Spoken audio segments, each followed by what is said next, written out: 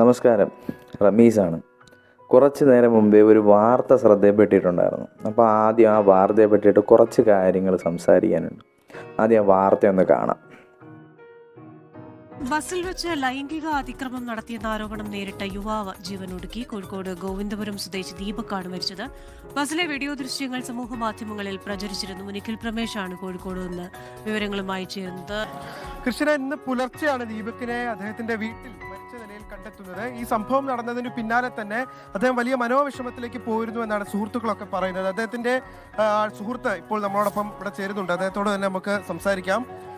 എന്താണ് അദ്ദേഹം നിങ്ങളോട് പറഞ്ഞിരുന്ന കാര്യം? എന്തെങ്കിലും ആശങ്കയാണ് പങ്കുവച്ചിരുന്നത് ദീപക് അങ്ങനെ വിഷമമുള്ളതായിട്ട് കണ്ടിട്ടില്ല. ഇതിങ്ങനെ ഒരു സംഭവം ഇങ്ങനെ ഉണ്ടായിക്കണ്ട, എന്താണ് ചെയ്യാന്ന് ചോദിച്ചു. അപ്പോൾ സ്വാഭാവികമല്ലേ, ഇങ്ങനത്തെ ഒരു കേസ് ഉണ്ടാകുമ്പോൾ ഞാൻ പറയല് എന്താണെന്ന് വെച്ചാൽ, നീ ടെൻഷൻ അടിക്കല്ല. ഞങ്ങളുടെ ഭാഗത്ത് അതായത് ഞാനിത് കാര്യമായിട്ട് അറിഞ്ഞിട്ടുള്ളൂ. പിന്നെ മറ്റുള്ള 2 സുഹൃത്തുക്കളാണ് ഞാൻ ഈ വിഷയം ഷെയർ ചെയ്തിട്ടില്ല. ഒരു ഗാർമെൻസിൻ്റെ കമ്പനിയിൽ വർക്ക് ചെയ്യാണ്. അപ്പോൾ കൃഷ്ണ, ദീപകിന്റെ മൃതദേഹം ഇപ്പോൾ വീട്ടിലേക്ക് കൊണ്ടുവരികയാണ്. പോസ്റ്റ്മോർട്ടം നടപടികളൊക്കെ പൂർത്തിയാക്കിയ ശേഷം കൊണ്ടുവരികയാണ്. അദ്ദേഹം അടുത്ത മാനസിക വിഷമത്തിലായിരുന്നു. കഴിഞ്ഞ ദിവസം ഈ സുഹൃത്ത്, ഏറ്റവും അടുത്ത സുഹൃത്തുമായിട്ടാണ് ഇപ്പോൾ നമ്മൾ സംസാരിച്ചത്. അപ്പോൾ ഇതിന് മുമ്പ് കുറച്ച് മുമ്പായിട്ട് ഒരു വീഡിയോ ഇതുപോലെ വന്നിട്ടുണ്ടായിരുന്നു. അപ്സ കെ RTC നിങ്ങൾക്ക് മനസ്സിലായി കാണുമല്ലോ. അപ്പോൾ അതിനകത്തും ഒരു വയോധികനായിട്ടുള്ളൊരു വ്യക്തി വെച്ചിട്ട് റീച്ച് ഉണ്ടാക്കാൻ നോക്കിയായിരുന്നു. വളരെ വിസിബിളാണ്. ആ മനുഷ്യൻ ഒന്നും ചെയ്യാതെ മര്യാദയ്ക്ക് പുള്ളിക്കാരൻ്റെ കാര്യം നോക്കി ജീവിക്കുകയാണ്. ഇത് ആണുങ്ങളെ മിക്കിട്ട് കയറിയിട്ട് തന്നെ ഈ റീച്ച് ഉണ്ടാക്കണമെന്നത് വല്ല നേർച്ച വല്ലതും ഉണ്ടോ? ഇതുപോലുള്ള കുറേ ബലിയാടുകളെ കൊടുത്തിട്ട് മാത്രമല്ല, എനിക്ക് ഇതുപോലുള്ള കാര്യങ്ങളൊക്കെ കാണുമ്പോഴത്തേക്ക് തോന്നിയിട്ടുള്ളൊരു കാര്യമാണ്, നമ്മളെന്തോടെ തവിട് കൊടുത്ത് വാങ്ങിച്ചാണ്.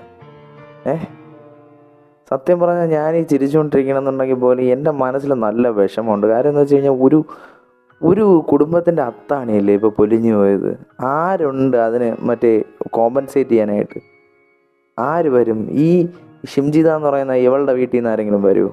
മാത്രമല്ല, ഇതിലൊക്കെ ആര് പ്രതികരിക്കണം എന്നുണ്ടെങ്കിൽ രാഹുൽ ഈശ്വറിനെ പോലുള്ള ആരെങ്കിലും ആയിരിക്കും പ്രതികരിക്കുന്നത്. ഈ രാഹുൽ ഈശ്വറൊക്കെ പ്രതികരിച്ചു കഴിഞ്ഞാൽ നമ്മൾ ആണുങ്ങളടക്കം എന്താണ് പറയുന്നത്? ഇപ്പോൾ ഈ മെൻസ് കമ്മീഷൻ്റെ ബില്ല് നമ്മുടെ നിയമസഭയിൽ വെക്കുന്ന കാര്യം പറഞ്ഞപ്പോഴത്തേക്ക് ഏറ്റവും കൂടുതൽ എതിർത്തൊരുത്തനാണ് രാഹുൽ മാങ്കൂട്ടത്തിൽ.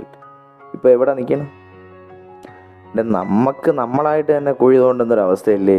നമ്മളായിട്ടല്ലേ ഇതുപോലത്തെ ഓരോ സാഹചര്യങ്ങൾ ഈ സമൂഹത്തിൽ തന്നെ ഒന്ന് വിതച്ചു കൊടുക്കണേ എന്നുള്ള കാര്യം ഒന്ന് ചിന്തിക്കണം. മാത്രമല്ല, എല്ലാം സ്ത്രീപക്ഷമാണ്. പുരുഷന്മാർക്കൊന്നും ഇവിടെ ഒരു വിലയില്ല. കുറച്ച് നാൾ മുമ്പ് നിവിൻ പോളി ഒരു വ്യാജ പരാതിയിൽ പെട്ടിട്ടുണ്ടായിരുന്നു. അന്ന് കോടതി പറഞ്ഞതാണ് ആ ഒരു സംഭവം വ്യാജ പരാതിയാണെന്നുള്ള കാര്യം. എന്നിട്ട് ആ പെൺകുട്ടിക്കെതിരെ ഒരു കേസ് രജിസ്റ്റർ ചെയ്യാൻ പറ്റിയിട്ടുണ്ടായിരുന്ന നിയമം ശരി തന്നെയാണ്. സ്ത്രീകൾക്കൊരു പരിരക്ഷ കൊടുക്കണം, ഇല്ല ഒന്നും പറയുന്നില്ല. പക്ഷേ എത്രത്തോളം പരിരക്ഷ കൊടുക്കണം? കുറച്ച് നാൾ മുമ്പ്, ഏകദേശം ഒരു 5-6 മാസമായി, രാഹുൽ ഈശ്വറിൻ്റെ യൂട്യൂബ് ചാനലിനകത്ത് ഒരു വീഡിയോ കണ്ടിട്ടുണ്ടായിരുന്നു ഞാൻ. അതിൽ ആ വ്യക്തിയുടെ പേര് സുനീർ എന്നാണ്. ഇവിടെ തിരുവനന്തപുരം മംഗലപുരം സ്വദേശിയായിരുന്നു. അദ്ദേഹം ആത്മഹത്യ ചെയ്തതിനെ പറ്റിയിട്ടാണ്. നമുക്ക് ആ വീഡിയോയും കൂടെ ഒന്ന് കാണാമേ. കണ്ടിട്ട് അതിനെപ്പറ്റി കൂടെ കുറച്ച് കാര്യങ്ങൾ റിലേറ്റ് ചെയ്ത് പറയാനുണ്ട്.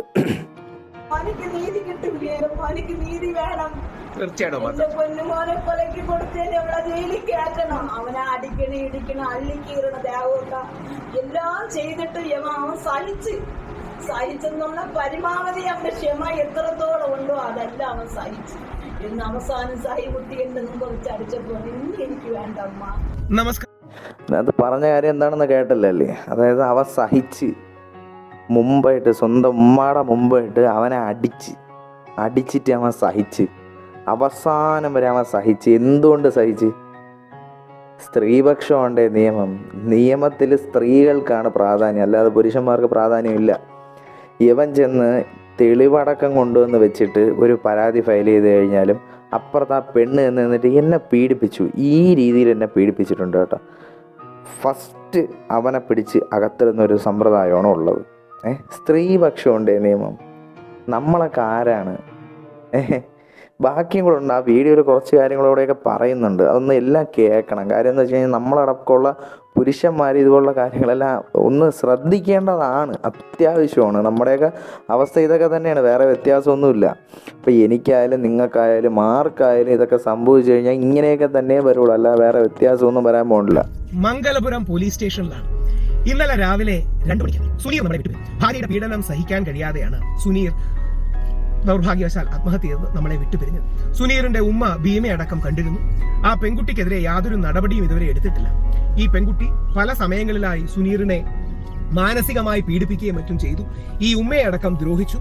ഇപ്പോൾ മംഗലപുരം പോലീസ് സ്റ്റേഷനിൽ സംസാരിച്ചു. ദൗർഭാഗ്യം എന്നാൽ ലഭ്യമായ വിവരങ്ങൾ പ്രകാരം നമ്മുടെ പോലീസുകാർ അവിടെ ഇതുവരെ എത്തിയിട്ടില്ല. ഞാൻ രാവിലെ തന്നെ പോലീസുകാരെ വിളിച്ച് അഭ്യർത്ഥിച്ച് അങ്ങോട്ട് വരണം എന്ന്, സുനീറിന്റെ വീട്ടിലേക്ക് വരണമെന്ന് പറഞ്ഞു. ആ സുനീറിന് വേണ്ടി ഇപ്പോൾ പോലീസ് സ്റ്റേഷനിലേക്ക് എത്തുകയാണ്. സുനീറിന്റെ വിഷയം വളരെ കഷ്ടമാണ്. അതായത് ഇതൊരു പെൺകുട്ടിക്കാണ് സംഭവിച്ചിരുന്നെങ്കിൽ ഇമ്മീഡിയറ്റ്ലി തന്നെ ഒരുപക്ഷെ മാധ്യമങ്ങളും മറ്റും എല്ലാം വരുമായിരുന്നു. അതൊരു വലിയ പ്രശ്നമാകുമായിരുന്നു. ആ പയ്യനെ അറസ്റ്റ് ചെയ്യുമായിരുന്നു, പയ്യന്റെ വീട്ടുകാരെ അറസ്റ്റ് ചെയ്യുമായിരുന്നു. അങ്ങനെ ഭാര്യയുടെ മാനസിക പീഡനവും ബാക്കിയുള്ള വ്യാജ പരാതികളും കള്ളപ്പരാതികളും കാരണം സുനീർ ഇന്നലെ നമ്മളെ വിട്ടു പിരിഞ്ഞിരിക്കുകയാണ്. സുനീറിന് വേണ്ടി ഈ മംഗലപുരം പോലീസ് സ്റ്റേഷനിൽ എത്തുകയാണ്. അടുത്ത ആഴ്ച സുനീറിന്റെ ചടങ്ങുകളെല്ലാം നാളെയാണ്. അടുത്ത ആഴ്ച DGP അമ്മയോടൊപ്പം പോയി പരാതി കൊടുക്കാൻ പ്ലാൻ ചെയ്യുന്നുണ്ട്. അതായത് ഈ ആഴ്ച തിങ്കളാഴ്ച നാളെ ചടങ്ങുകൾ കഴിഞ്ഞാൽ സുനീറിന് നിങ്ങളുടെ എല്ലാവിധ പ്രാർത്ഥനകളും എല്ലാവിധ സപ്പോർട്ടും പ്രതീക്ഷിക്കുന്നു. ഏതെങ്കിലും രീതിയിൽ ഇത്തരത്തിലുള്ള പുരുഷന്മാർക്കെതിരെയുള്ള വ്യാജ പരാതികളും മറ്റും ഇല്ലാതാകണം. ഒരു വ്യക്തി കൂടി നമ്മളെ നഷ്ടപ്പെട്ടു പോയിരിക്കുകയാണ്. അപ്പോൾ മംഗലപുരം പോലീസ് സ്റ്റേഷനിലേക്ക് നീങ്ങുകയാണ്.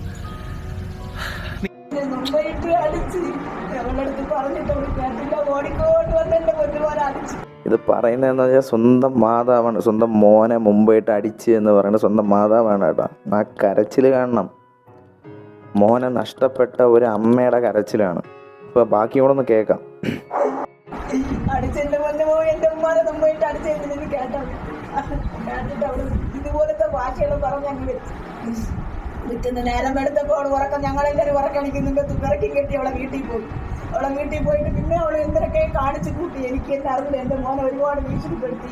അങ്ങനെ ചെയ്യും ഇങ്ങനെ ചെയ്യും എന്നൊക്കെ ഭീഷണിപ്പെടുത്തി.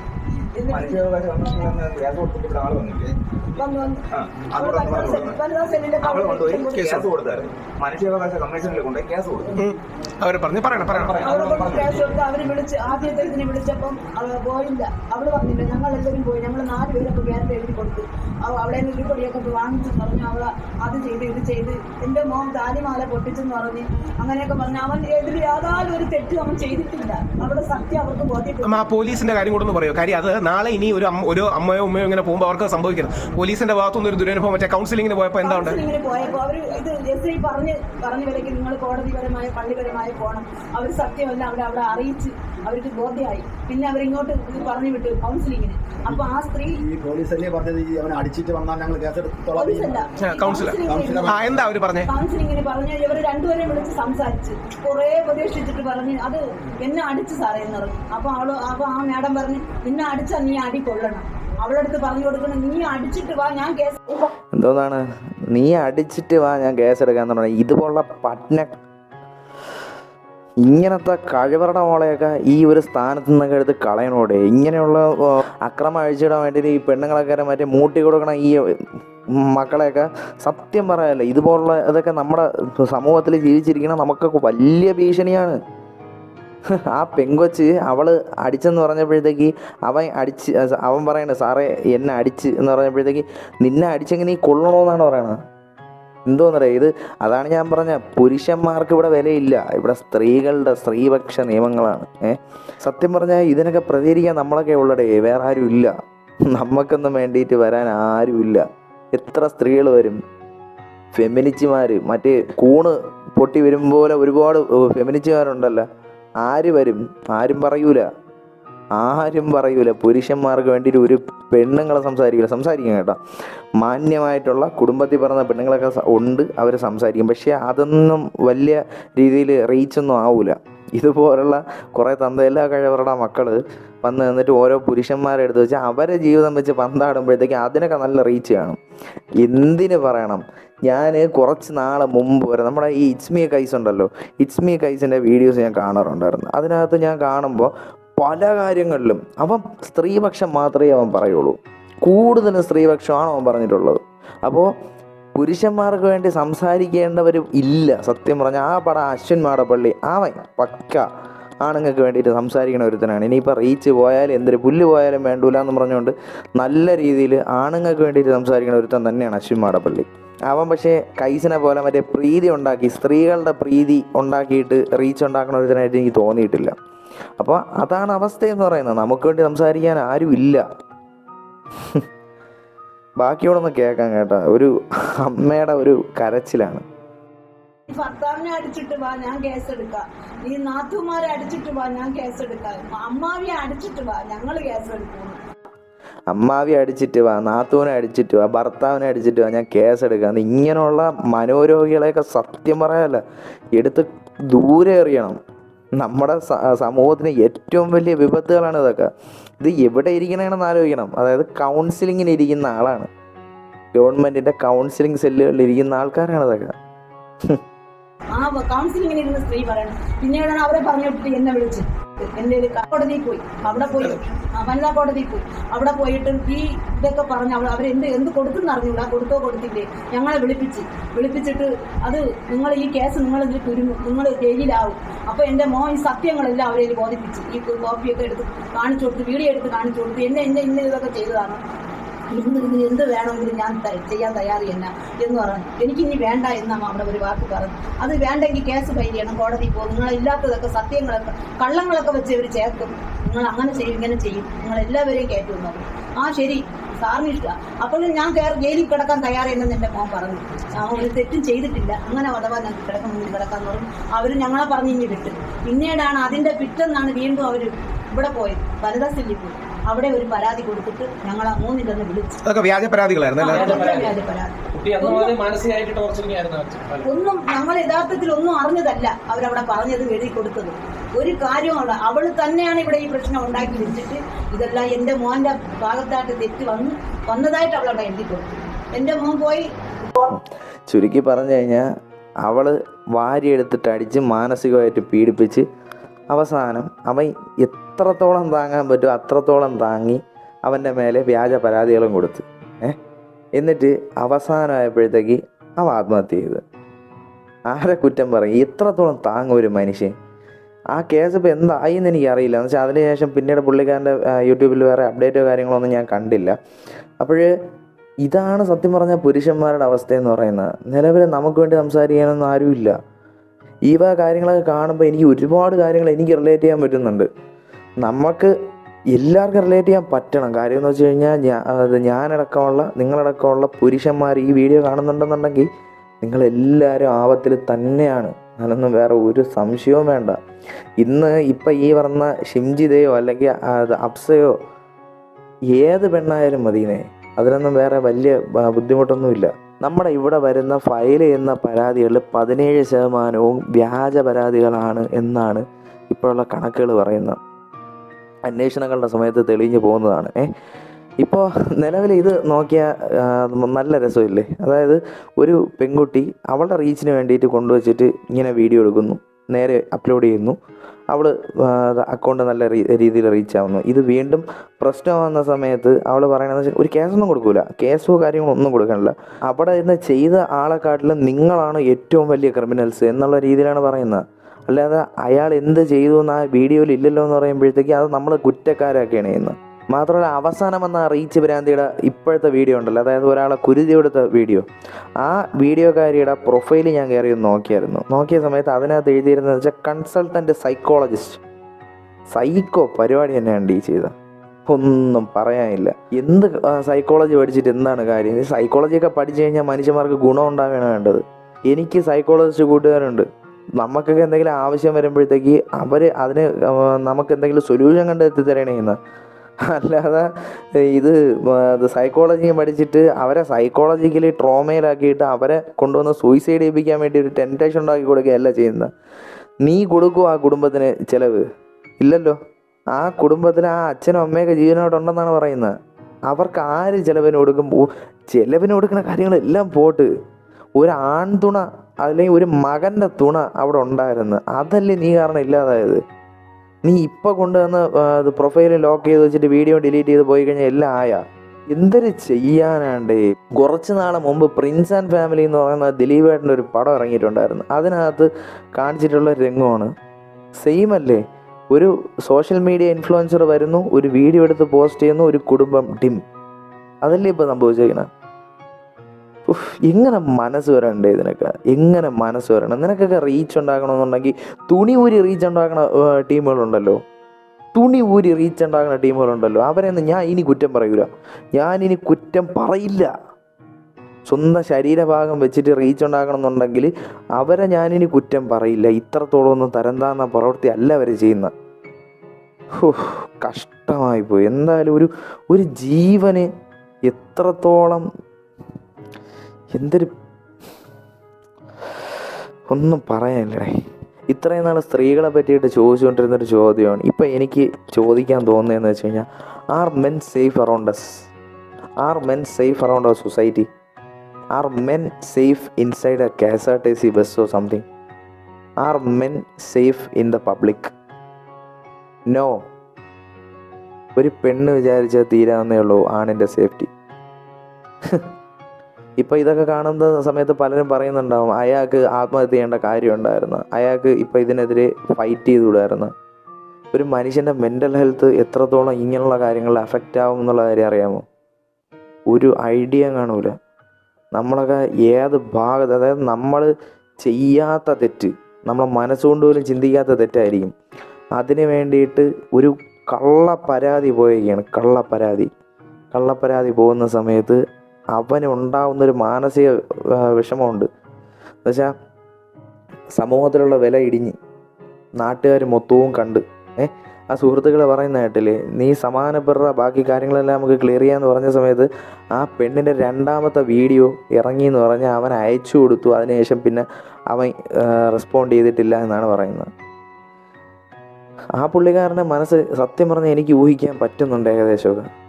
ഞാൻ ഇത്രയും നാളും ആത്മഹത്യ ചെയ്യുന്നവരെ കുറ്റം പറയുന്നത്, പക്ഷെ ഞാൻ ഇപ്പോഴും കുറ്റം പറയൂല. കാര്യം എന്ന് വെച്ച് കഴിഞ്ഞാൽ, നമ്മൾ അതുപോലുള്ളൊരു സ്റ്റേജിൽ എത്തിക്കഴിഞ്ഞാൽ നമുക്ക് മനസ്സിലാവും എത്രത്തോളം ട്രോമയാണ് ആ ഒരു സമയത്ത് അനുഭവിക്കുന്നതെന്ന്. അങ്ങനെ അനുഭവിച്ചതിൻ്റെ പേരിൽ ആയിരിക്കും ഈ ഒരു ഓപ്ഷനിലേക്ക് അവർ പോകുന്നത്.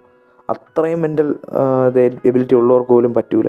ഇപ്പോൾ തന്നെ ഈ ഒരു മെൻസ് കമ്മീഷൻ്റെ ബില്ല് വന്നപ്പോഴത്തേക്ക് ഞാൻ നേരത്തെ പറഞ്ഞ പോലെ ഏറ്റവും കൂടുതൽ എതിർത്തവനാണ് രാഹുൽ മാങ്കൂട്ടത്തിൽ. ഞാൻ ന്യായീകരിക്കൂല കേട്ടോ. കാര്യം എന്ന് വെച്ച് കഴിഞ്ഞാൽ, രാഹുൽ മാങ്കൂട്ടത്തിൽ എന്ന് പറയുന്ന വ്യക്തി അവിടെ വന്ന പെണ്ണുങ്ങൾ അങ്ങനെ ഒരു അഡ്വാൻറ്റേജ് ഉണ്ടാക്കിയെടുത്തിട്ട് അങ്ങനെ ഒരു റിലേഷൻഷിപ്പ് അവൻ കീപ്പ് ചെയ്തിട്ടുണ്ടെന്നുണ്ടെങ്കിൽ അവനെ ഒരു തരി പോലും ഞാൻ അംഗീകരിക്കൂല. അവൻ ഒരിക്കലും എത്തിക്കലി ശരിയായിട്ടുള്ള ഒരാളാണ്, മോറലി ശരിയായിട്ടുള്ള ഒരാളാണെന്ന് ഞാൻ ഒരിക്കലും പറയൂല. അവന് കല്യാണം കഴിക്കാൻ പ്രായമായി. അവൻ എന്തുകൊണ്ടൊരു കല്യാണം കഴിച്ചുകൂടാ? അച്ഛൻ പട്ടാളത്തിലായിരുന്നില്ലേ, അതിൻ്റെ പെൻഷൻ ഉണ്ട്, അമ്മയ്ക്ക് ജോലി ഉണ്ടെന്നാണ് പറയുന്നത്. അപ്പോൾ അവന് ഇത് മറ്റ് വേറെ ബാധ്യതകളോ കാര്യങ്ങളൊന്നും വലുതായിട്ടില്ല. അവൻ എന്തുകൊണ്ടൊരു പെണ്ണ് കെട്ടിക്കൂടായിരുന്നു? വേണ്ട, പെണ്ണ് കെട്ടണ്ടല്ലോ. ഒരു മ്യൂച്വലിൽ പോയതാണല്ലോ ഇപ്പോൾ കിട്ടിയത്, അതുകൊണ്ട് പറഞ്ഞിട്ട് കാര്യമില്ല. അപ്പോൾ പുള്ളിക്കാരനെ പോലും പീഡകൻ എന്നാണ് പറയുന്നത്. പീഡകൻ സത്യം പറഞ്ഞു കഴിഞ്ഞാൽ മറ്റേ രണ്ടുപേരും കൂടെ ഒന്നിച്ചെന്ന് കുത്തി മറിഞ്ഞിട്ട് അവസാനം ഇതെല്ലാം കഴിഞ്ഞ് തീരുമ്പോഴത്തേക്ക് അവൻ മാത്രം എങ്ങനെയാണ് പീഡകനാവുന്നത്? എനിക്കൊന്നും മനസ്സിലാവണില്ല. അവസാനം ഇറങ്ങിയ രാഹുലിൻ്റെ ചാറ്റ് ഉണ്ടായിരുന്നു, ടെലഗ്രാം ചാറ്റ്. പക്ഷെ അതിനകത്ത് അവൻ പറയുന്നതെന്ന് വെച്ചാൽ ആ പെണ്ണ് പ്യുവറായിട്ട് ഭീഷണിപ്പെടുത്തുകയാണ്. ഇതിനകത്ത് ഞാൻ അങ്ങനെ ചെയ്യും ഇങ്ങനെ ചെയ്യും. ഇയാൾ പറയുന്നതെന്ന് വെച്ച് കഴിഞ്ഞാൽ, എന്ത് വേണോ ചെയ്തോ, നീ കേസ് കൊടുത്തു കഴിഞ്ഞാൽ നിലനിന്ന് പോകില്ല. നിനക്കും അറിയാം, എനിക്കും അറിയാം. എനിക്കിനി ഒന്നും നഷ്ടപ്പെടാനില്ല, മൊത്തം നശിച്ചിരിക്കുകയാണ് ഞാൻ. 2-3 മാസം മുമ്പായിരുന്നുണ്ടെങ്കിൽ ഞാൻ പെട്ടുവേനെ. ഈ 2-3 മാസം മുമ്പായിരുന്നു ഈ കേസിൽ വലിയ രീതിയിൽ ബുദ്ധിമുട്ട് രാഹുൽ അനുഭവിച്ചു. അങ്ങനെയാണ് അത് പറയുന്നത്. പക്ഷെ അങ്ങനെയുള്ള കാര്യങ്ങളാണ് പറയുന്നത്. എനിക്ക് ഇനി ഒന്നും നഷ്ടപ്പെടാനൊന്നുമില്ല എന്നാണ് പറയുന്നത്. അതായത് അവൻ്റെ നിസ്സഹായാവസ്ഥ പറഞ്ഞതിനെ പറ്റിയിട്ട് മീഡിയ എടുത്തു വെച്ച് വളച്ചൊടിച്ച കേസാണ് ഇതുപോലെ രാഹുൽ ഒന്ന് ഭീഷണിപ്പെടുത്തിയെന്ന്. അത് മാത്രമല്ല, അവൻ അതിനകത്ത് വേറൊരു കാര്യം കൂടെ പറയുന്നുണ്ട്. ഇനി ഞാൻ മാത്രം അത് മോശക്കാരനും എൻ്റെ അടുത്ത് വന്ന അവളുമാർ പുണ്യാളത്തികളാവണ്ട, കുറച്ച് കാര്യങ്ങൾ കൺഫസ് ചെയ്യാനുണ്ട് എന്ന് പറഞ്ഞു. അപ്പോഴത്തേക്കും അതുപോലുള്ള കാര്യങ്ങൾ പറഞ്ഞതിനാണ് അവൻ പീഡകനായത്, അവൻ ഭീഷണിപ്പെടുത്തിയവനായത്. മാത്രമല്ല, ഫെനിയുടെ ചാറ്റ് വായിച്ചു നോക്കിക്കഴിഞ്ഞാൽ അതിനകത്ത് കൃത്യമായിട്ട് എഴുതിയിട്ടുണ്ട്, എനിക്ക് 3 മണിക്കൂർ ആവശ്യമുണ്ട്, വേണമെങ്കിൽ നമുക്ക് റൈഡിന് പോവാം, അല്ലാന്നുണ്ടെങ്കിൽ നമുക്ക് വേറെ എവിടെയെങ്കിലും റൂം എടുക്കാം, ഓഫീസ് പറ്റൂല.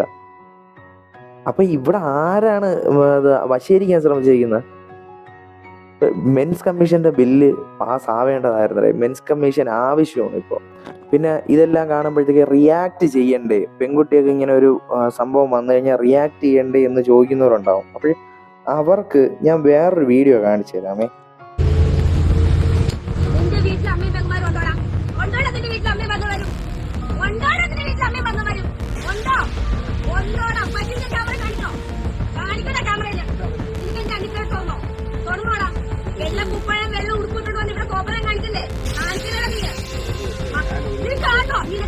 തെളിവെടുത്ത് വെച്ചിട്ടാണ് ഞാൻ ഇവിടെ സംസാരിക്കുന്നത്. അച്ഛന്റെ പ്രായമായി പോയി കേട്ടോ. ഇത്രയും കൊണ്ട് ഒത്തിക്കോ. ഞാൻ പറഞ്ഞേക്കാം, സൈക്കിളിൽ ഒരു പരിധി കൊണ്ടാ. ചേച്ചിക്കൊക്കെ എവിടെ കേൾക്കുന്നു? തുണി അയച്ചാൽ അയച്ചാൽ ചേച്ചി പിന്നെ ശ്രദ്ധിച്ചില്ലേ? ഞങ്ങളെ ശ്രദ്ധിച്ചില്ലേ കേട്ടോ? ഏത് പതിപ്പമായതും ഒരു സംസാരിക്കാൻ പെണ്ണുങ്ങൾ വരും ഊച്ചാലുകളായി പോകും കേട്ടോടാ. നീ എന്താ വിചാരിച്ചേ? വെറുതെ വീട്ടിൽ അയച്ചുവിട്ടേക്കുവാണെന്നോ? തന്റെ ഉണ്ടായിട്ടല്ലേ വയസ്സാദ്യം പോണത്? വയസ്സിനൊരു പരിധി കുറെ നേരെ കൈ മെറ്റകളോടെ വെക്കാനായിട്ട്. മെറ്റാണോ നിന്റെ അമ്മയ്ക്കുണ്ടോ? മെറ്റുണ്ടോ നിന്റെ അമ്മയ്ക്ക്? അതിന് ഭാര്യയ്ക്കുണ്ടല്ലോ. നീ ഉറങ്ങി കേട്ട് വീട്ടിൽ വന്നിട്ടുണ്ടല്ലോ. ഉണ്ടാവും ചെല്ല്.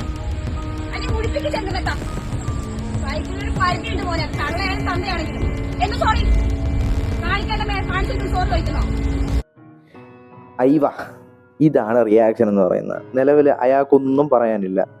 ഇത് ഈ പെൺകുട്ടി, ഈ ചേച്ചി നേരത്തെ ഈ വീഡിയോ ചെയ്ത സമയത്ത് തന്നെ ഇവരുടെ സോഷ്യൽ മീഡിയ പ്ലാറ്റ്ഫോമിൽ ആ വീഡിയോ എന്താണ് അയാൾ ചെയ്തതെന്നുള്ള വീഡിയോ കൂടെ എടുത്ത് വെച്ചിട്ട് കൃത്യമായിട്ട് പറഞ്ഞിട്ടുണ്ടായിരുന്നു എന്തുകൊണ്ട് ഞാൻ ഇങ്ങനെ റിയാക്ട് ചെയ്തു. അയാളൊന്നും പറഞ്ഞില്ലല്ലോ. അയാൾ സോറി പറഞ്ഞതന്നേ ഉള്ളൂ. ഇതുപോലെ എന്ത് ചെയ്തുകൂടെ?